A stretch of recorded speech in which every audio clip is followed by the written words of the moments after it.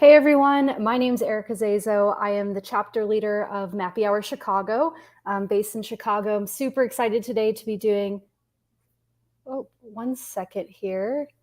I had my event on in the background, watching myself speak. So sorry for that technical difficulty. Anyways, I'm based in Chicago. I lead the Mappy Hour chapter here in Chicago, and I'm super excited to be interviewing Liv today for our Maker series, where we're featuring makers and creators and creatives all over the U.S. at our chapter locations for Mappy Hour. To share a little bit about what their creative endeavors are and to showcase what they make that's outdoor related. So super excited to have Liv. A couple of quick shout outs before we get started. First of all, wanted to thank Sierra Nevada, our sponsors of the Maker Series and of Mappy Hour. Excited to be drinking a beer today. It's about 106 feeling outside here in Chicago, so it's cooling me off.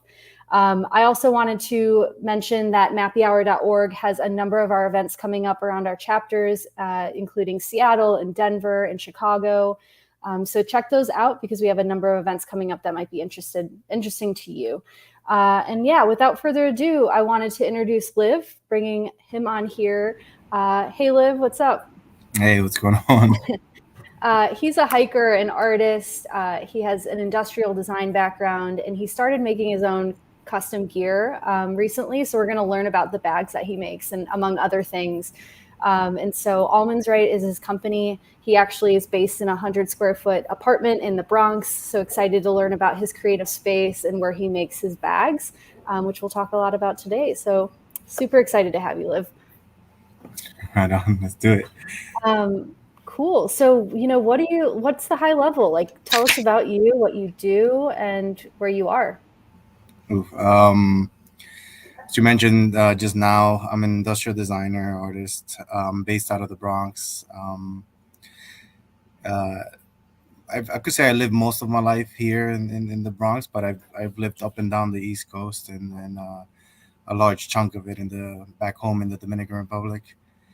Um, yeah, I was originly into like all sorts of design disciplines, but settled in furniture at some point and lost connection with that almost immediately after graduating school, and then searched around for purpose and what to do and with my design work and landed outdoors, and here I am.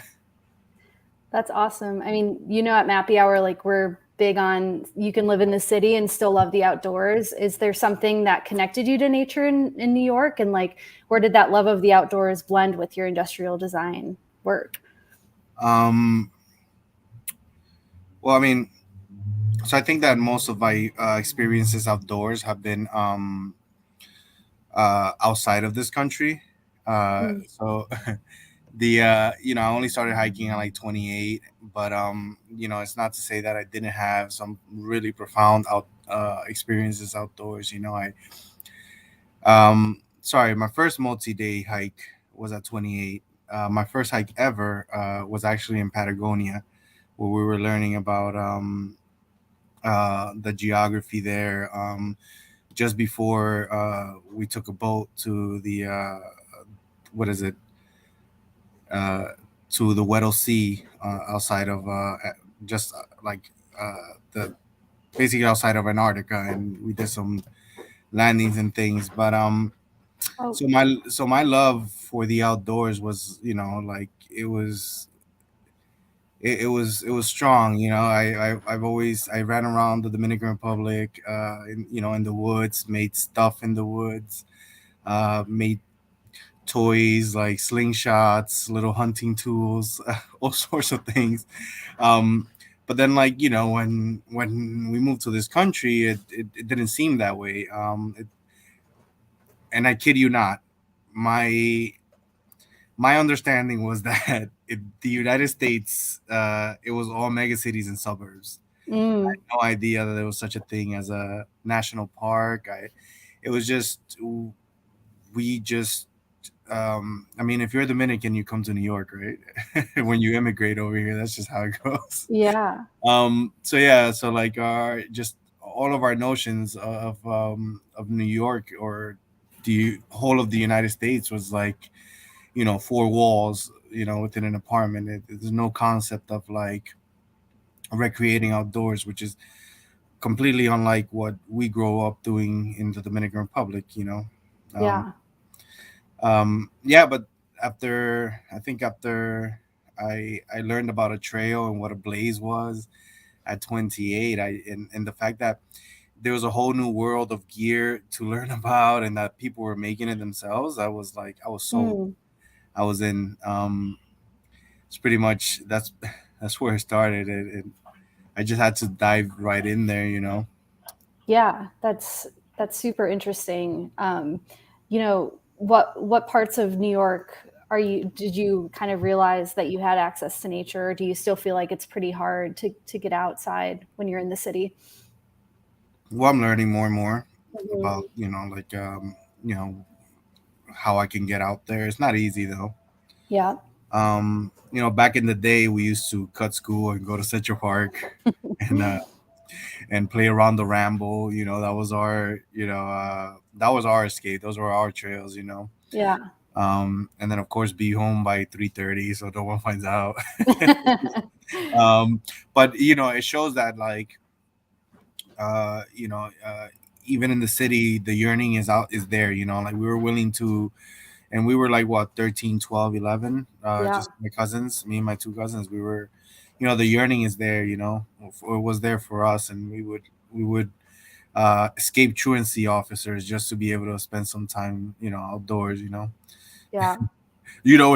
Truancy officers, right? They're the people who ride around catching kids who don't show up to school. Yeah. Yeah, Are they're they like on foot all the time? I feel like I've no also park. seen these. Oh, they're in cars. Okay, because I've Yeah, also seen those like officers like on a horse in the streets of New York. So I don't know. no. Well, if you were a kid who liked to cut school to go spend time in nature, like truancy officers are like your enemy, right? You Oh had to no, like yeah, hide from them, or like all sorts of stuff. yeah. Dirty, Oh yeah, geez. craziness. Super cool. Awesome. And so what about like inspiration for textile work? Like, was that something, you mentioned that you were working in furniture and it wasn't quite clicking, but you were interested in gear and the outdoors. Like, is there something about working with textiles that you were inspired by and really that got you into that sort of thing? Yeah, I mean, low key, I was always into it. Hmm. Like just turning sheet material into like form um, was super interesting to me. Of course, I was like also nerdy in like high school. My early years, I was like back of the class doing origami all day long and getting in trouble. Yeah. Yeah. And then when I was designing furniture, I the dream was to have a line of furniture designed in sheet metal. Mm, I was like inspired by like the military use of sheet metal and how they created form and function out of that. And then fabric just kind of like was an easy segue into. And then yeah, uh, just started sewing and making my own gear just for myself. All of it was taught off of YouTube and mm. um, and discovery and a lot of practice. But yeah, Nice. That's yeah, really interesting. I can't, like, I've used a sewing machine once and I just tangled it all to shit, but I don't know. yeah. That's pretty cool that you're able to teach yourself, how to do that work after figuring out that the textiles were something you were interested in. But I also wanted to know about Allmansright and like what is the meaning behind that name? What is that name? Because I don't know, and I'm not sure that our listeners do either. Um, the name is a direct translation of the Swedish law, Mm, Allemansrätten. And what it is that it grants the public access to private land mm, for outdoor recreation. Something unimaginable in this country. And I learned about the law around the time I started hiking and discovering spaces to hike in. And I wondered why, like the supposed freedom that we felt outside was always so restricted. Like mhm. to these parks, to these trails. Like um,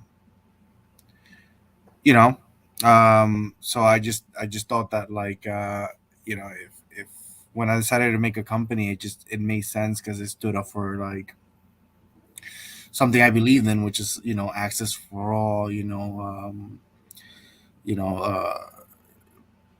and it was a shining example of policy affecting the outdoors. Like people like to argue, don't bring politics into this, but like politics gave you national parks. Mm. Um, Hmm. yeah, it was just it seemed like it would be a proponent for like the dream I'd like to see realized. So yeah.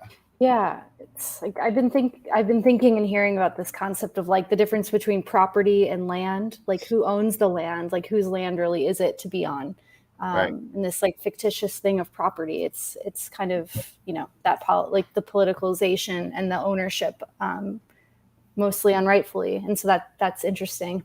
So I haven't heard of the Swedish law before, so that's really cool, super cool. Yeah, I mean, there's shining hope. Sweden is not the.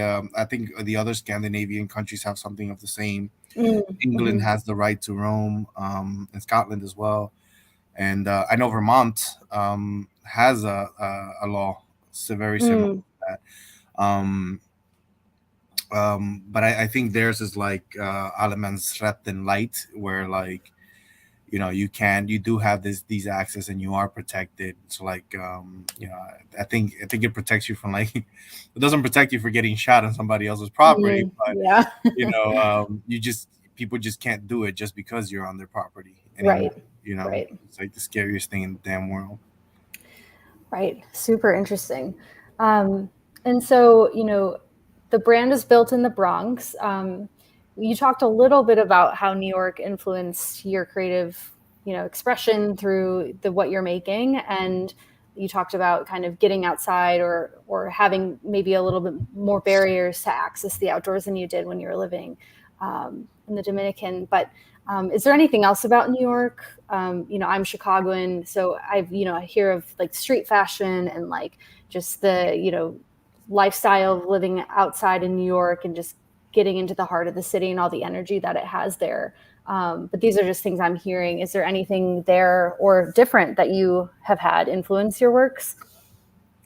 Yeah, 100%.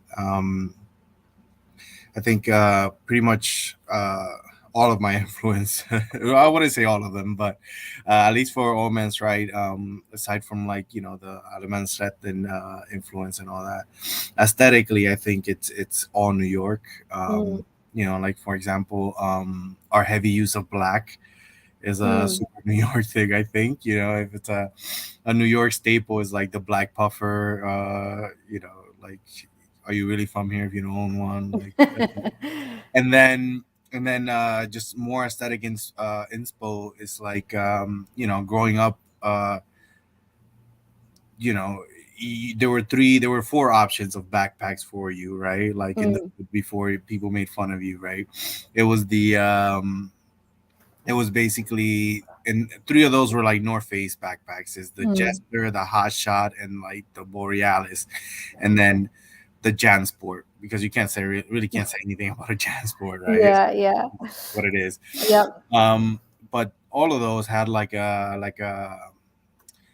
an aggressiveness, but like refinement to their look, and I think Mm, like stuck really stuck with us. Where like um no, I don't know. It doesn't look like hyper masculine. It doesn't look uh it's not too soft. It's just it doesn't look hyper functional. It just looks right for the city.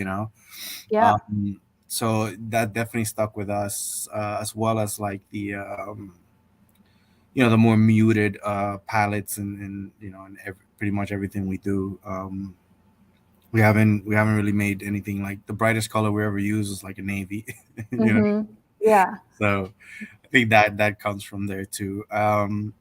Think you know I, I I like being an outsider to the community while in it as well. In that, like, I love that my perspective doesn't come from like always have been in the outdoors. I think, because I think that like any industry would benefit from outside influences, right? Hmm. Yeah. Super interesting. Yeah, I'm checking out, your Instagram, which has a bunch of the products that you guys sell on there. It looks like you make stuff sacks and like ultralight backpacks, but and it looks like a super light material that you're using. And so you have this like concept of like ultralight being, I think, one of the focus areas. But could you talk a little bit about some of the gear that you make most often, and what folks like might find when they're searching for a product from you guys? Yeah. Well, I can't say that like the hardware we use or the material we use, it's not a novelty Hmm. in any aspect of the outdoor industry, especially not in the ultralight community, because we even share supplies with each other. Mm. So that's not a novelty. I think that you know what sets us apart is our just like it's our just deep deep consideration for like material and user and and uh and just the the amount of experimentation we do for the sake of innovation. A lot of our entire studio is more built to like experiment and innovate than it is to produce. Hmm. um but yeah, so I think that when people are looking for our goods, I think that they can expect uh I think I want to say, I don't like use I want to say unconventional. I just want to say like clever use of hardware, often outside of the factory intended use.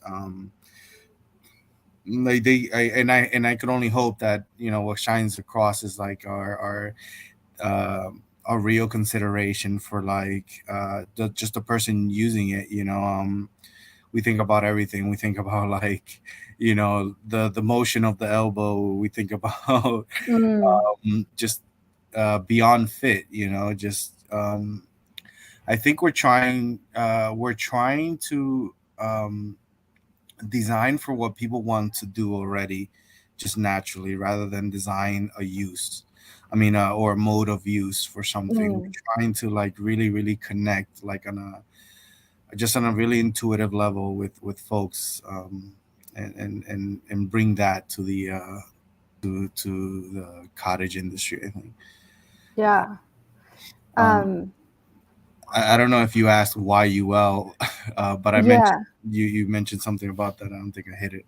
Yeah. Um, and then we're focusing on UL just because, like, I'm not UL myself. My body's not UL. I so when I was creating gear, I was like, after literally throwing up on top of two summits, like, Oh no. and feeling sick completely on the way down, like, Mhm. I realized that like that it just wasn't comfortable for me, and that for my ability, um heavier gear was just not it. So it's, and I think ultralight especially ties into our belief that and the outdoors are for everyone. Mhm. Like it did for me, it could do for others, where like older hikers go ultralight almost naturally, just because their bodies are older, they can't take as much.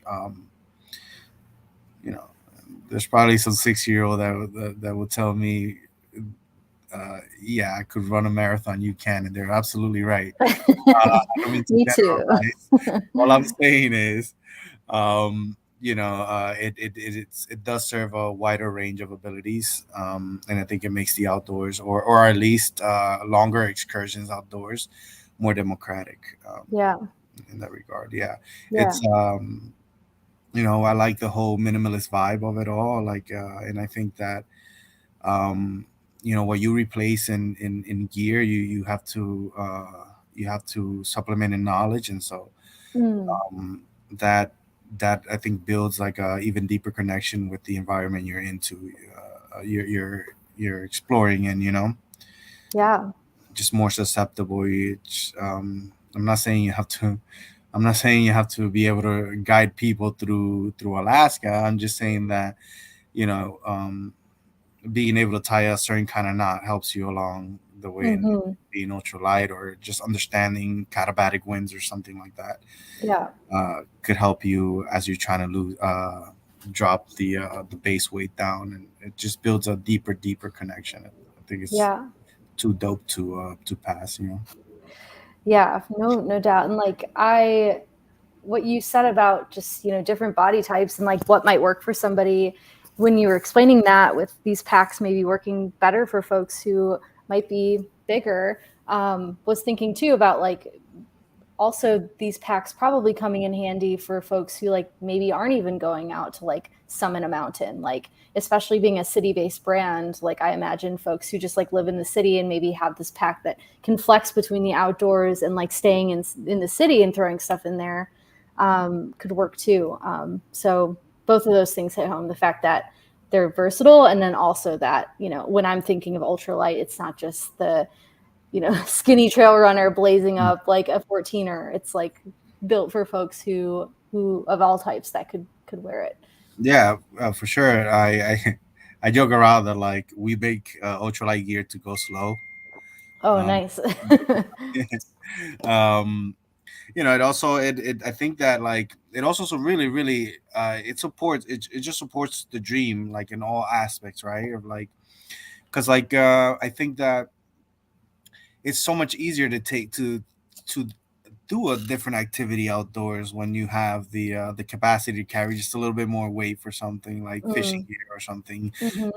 You're painting, your portable easel, whatever the case, whatever it is you're bringing outdoors. I think ultralight provides for a little bit more than hiking, even though it's really intended for ultralight for long distance hiking. Really, Yeah, yeah. that makes a lot of sense. Cool. Um, what about like the process of the bag making? Like I know we're in your studio space and you kind of like pan the camera, but like what goes into making the bags, and are you using like certain types of templates? Are you building everything from scratch? And I know you mentioned this being like kind of like an innovation hub for you in your space, maybe not producing at mass, but trying new things. So I'd love to learn about like the process that you have of making a new pack or a little sack or something like that. Yeah. Um, I think that the process of making versus like conceiving the product are a Mm, little separate. I think making it, it's your standard stuff. You sew, you, yeah. you push, you Push cut. the needle through, yeah, Yeah, put the thread in. no, I'm just joking. We make all our patterns by hand. They're still hand. Mm, We don't. I don't even have like a large enough printer to print out like pattern pieces. So like everything's patterned by hand, cut by mm, hand. Like on what used to be my dinner table, now it's the work table. mm, Um, yeah, it's all assembled by my wife and I, and like all hand tools. I think the only thing that's actually industrial would be the two machines, just because well, you really just can't cut it with a home machine. It won't do the work. Um, but yeah, but even then we started with home machines, and but yeah, it's all you see, and it's a long process. I think I'm not. My forte is designing the gear, and I'm very careful in making it too, because just like the anxiety of sending something out is just not working out. It's too much to bear. yeah. Yeah, like I wonder about every single person I've ever sold a backpack to. I wonder how they're doing, how it's serving them. I'd be heartbroken if it doesn't serve them. Uh, More disappointed in myself really than like Mm, for whatever reason that I served them. But anyway, yeah, we make it all here.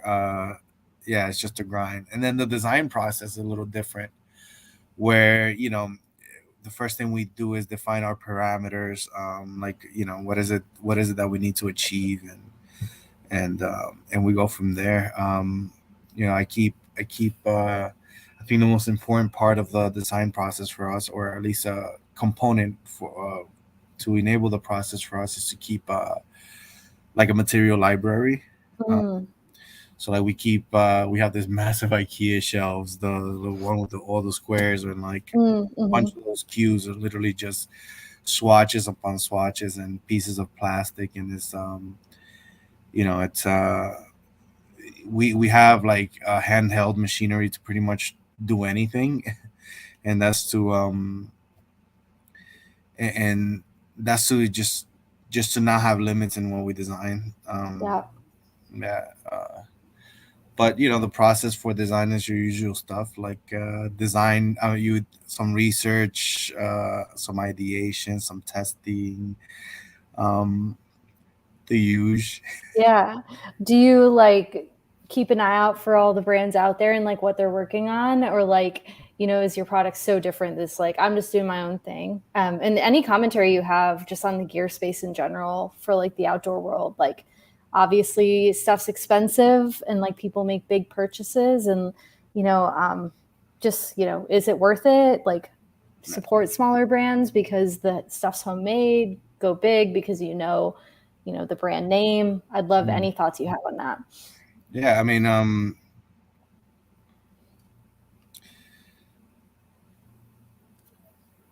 sorry.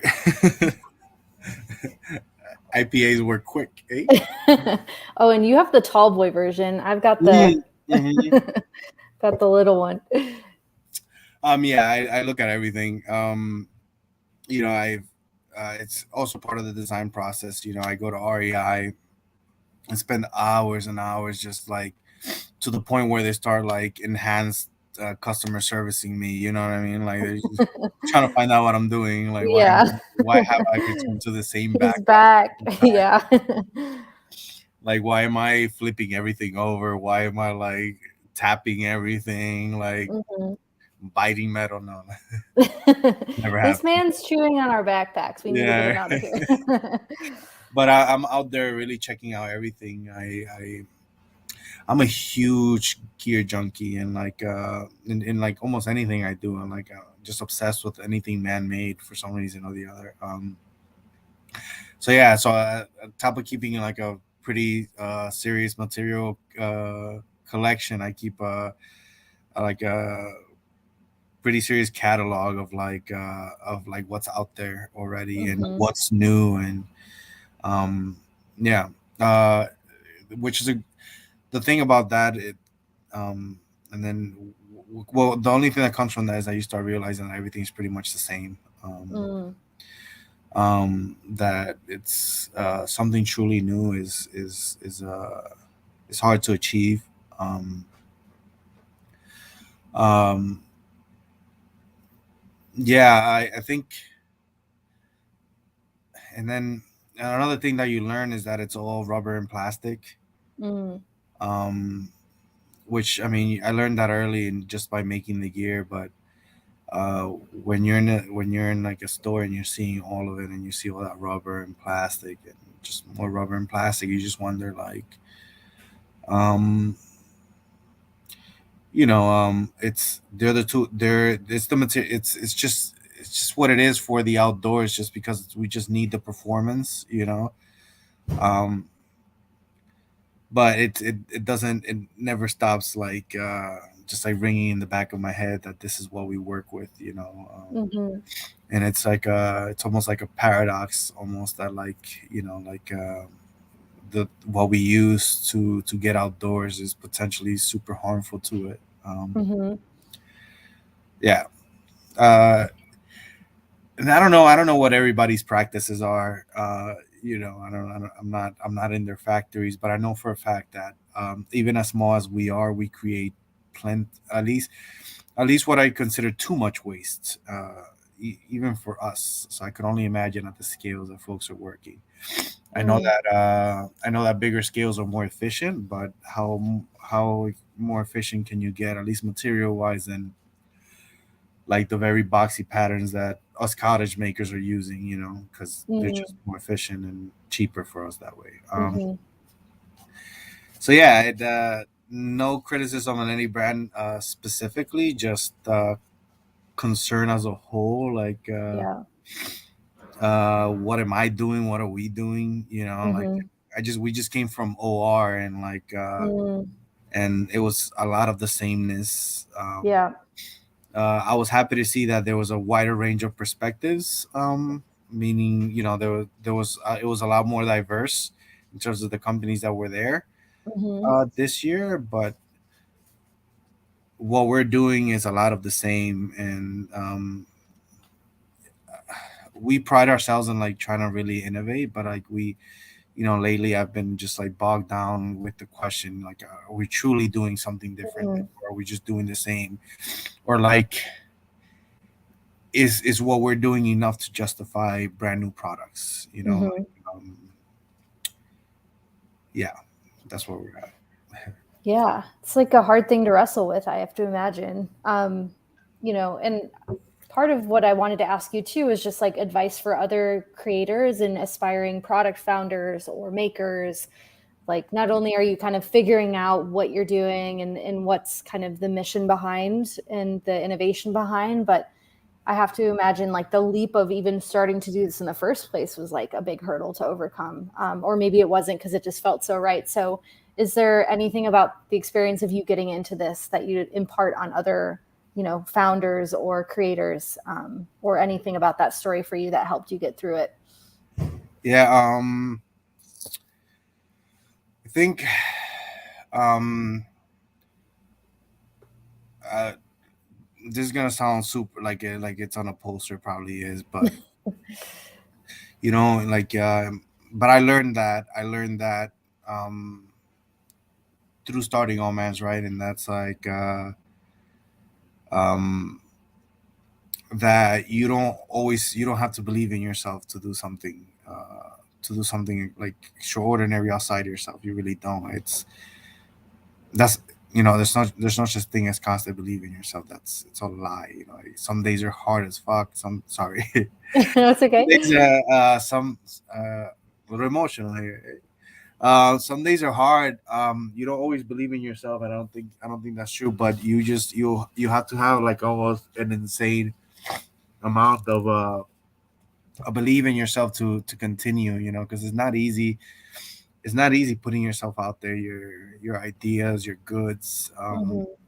It Yeah, like, it's if you feel imposter syndrome, I say screw it, just keep going. Who's to say you don't belong there? It's Yeah. all the stuff. You don't always have to believe in yourself to do something great. Just keep doing it. Hmm. um and then the second one would be just to be extremely critical of the products you put out there, because you're in a position to determine what exists, like what's out in this planet, what's affecting what. So think really critically of like what you're putting out there is a privilege. Yeah. Some of us only get to consume, like, and that's all we have. But like, it's a huge massive responsibility to you know to be putting stuff out there, especially if you're working in plastic and rubber, which Yeah. which you inevitably will be. Yeah.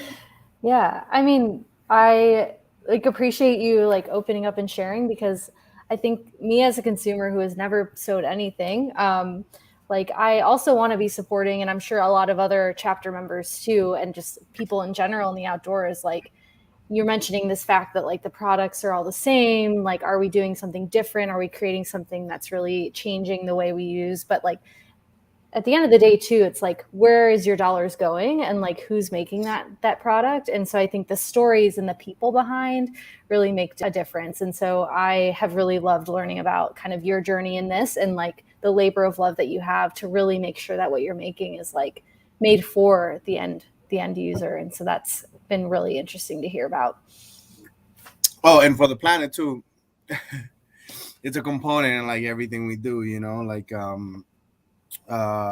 oh, I guess we never touched on it, but like, yeah, I obviously feel very passionate about like what my what comes with my abilities to make, and so our gear really deeply considers long-term use. It's we make it to last. You know, Mm-hmm. and the little things like all of our elastics are replaceable. That's one.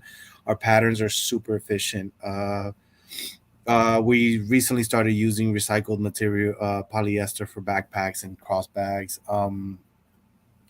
Yeah, so it's definitely the people and the planet component to Mm. implemented in our designs here. That's so true. And can let's talk a little bit about the bag you made for us in this collab. Like, Yeah, because I just a note for people tuning in or watching this later, we've got this kind of giveaway going where Liv has made a backpack with Mappy Hour and Sierra Nevada patches and handmade from scratch, completely ideated to be given out in to our chapter members. So talk about it. yeah. So it was let me not cry over your backpack, whoever wins it. So the idea is that, like, what we mentioned earlier, that ultralight opens up possibilities, right? So, like, I've been playing about with the idea that, like, some of us are not trying to hike hundreds of miles. Some of us just want to enjoy, exactly. Some of us enjoying exactly trying to enjoy a cold beer on a summit. Some of us are trying to bring camera gear, trying to bring fishing gear. For the case of this backpack, is some of us are just trying to drink on a summit. So Mm-hmm. we created a cooler that Oh, gives cool. yeah, it clips into the backpack, Oh, as nice. well as a strap, so you could wear this against your body. So like, if you're in a position to leave your pack at the base, you could summit with just your beers. Nice. It's insulated, and it holds four of these guys. Cool. Yeah, so if you look inside, it's like that. Nice. And I it has love that. yeah, it has a flap, Yeah. shuts flat, holds four of them. You just roll it tight. But You're you could good to just bring go. that little cooler too with you on like your bike or something and like a pannier or something. Exactly, or just a quick beach trip. Yeah. It's just like it just seems like getting outdoors it has to be like an all day thing, Yeah. which is what I mentioned earlier that I don't like it. It should just be more integral to life. You could just go beach and back and have the rest of your day kind of thing. So, like, something like this you could take to the beach for a couple of hours, just enjoy the sun for a bit, and then just retreat back. Mm-hmm. And then So cool. yeah, thank you. And then it attaches to this pack here, which is a pretty sizable and capable pack itself. To take, I think it weighs just over a pound with the cooler. Ooh, nice. Yeah.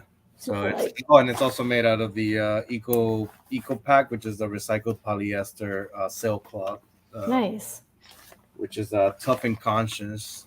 That's what I like to consider myself. Tough and conscious. Yeah. Really, because I was totally just crying, wasn't it? I appreciate it. We Yeah. get real here. No, I don't know why they flow so fast, but, like, I'm just so passionate about that. Yeah. And so it's just inevitable. But um, I don't care. It needs to be said and seen. Yeah. Good. Ah, that's nice. Yeah, Cool. I hope whoever gets this pack really really enjoys it. Yeah. It's a one of a kind, for what it's worth, I guess. Yeah, for um, sure. I mean, hopefully it's inspired. Maybe there's going to be more one day when people try it out, but like I've not seen anything like that. well, I think I just made one for where instead of a cooler is a fanny pack. So Oh, nice. yeah, so you could just detach that and then run up a mountain or go on a little side trek or something. Yeah, I that's don't awesome. know what these kids are doing.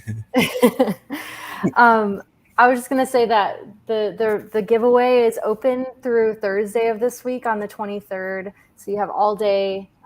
Check out Mappy Hour's Instagram, Mappy_hour.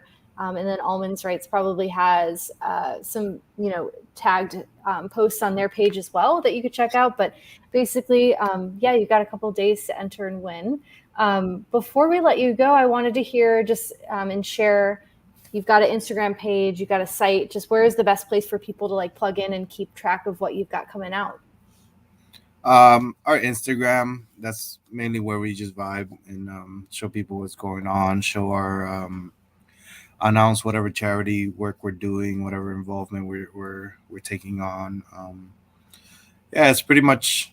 I would say Insta would be Cool. the way to go Nice. and And are mingle with us there. there any projects coming out that you want to plug or products that you've been working on that you want people to tune into?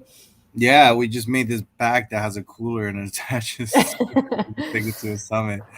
Um, I came back from OR just thinking that, like, are we doing enough? Are we, are we truly different, or do we just look different? Like, just all those questions. I would be excited. I am excited personally, but if I were you, I would also be too, because we're we're really gonna try to answer that question for ourselves and hopefully come up with the right answers. We don't. I don't intend on being on doing more of the same. It's not worth the pursuit. So yeah, just tune in. Hopefully, I'm not just talking smack. I intend on changing that. Cool. I'm plugged in. You've got me hooked. I can't wait to both, reach out and get something of my own to support you guys, but also, yeah, just stay tuned to what you guys have next. So, yeah, it's been super awesome talking to you, Liv. For folks, again, reminder to enter through the 23rd of June and follow Liv on Instagram, almonds.right, I think is the handle. It's Allmansright. Yeah, you got Allmansright. it. And yeah, we'll see you guys next time. We've got a couple map makers still on queue for the rest of the summer. And we're looking forward to plugging in with you guys in person at events around the country. So until next time, thanks, Liv.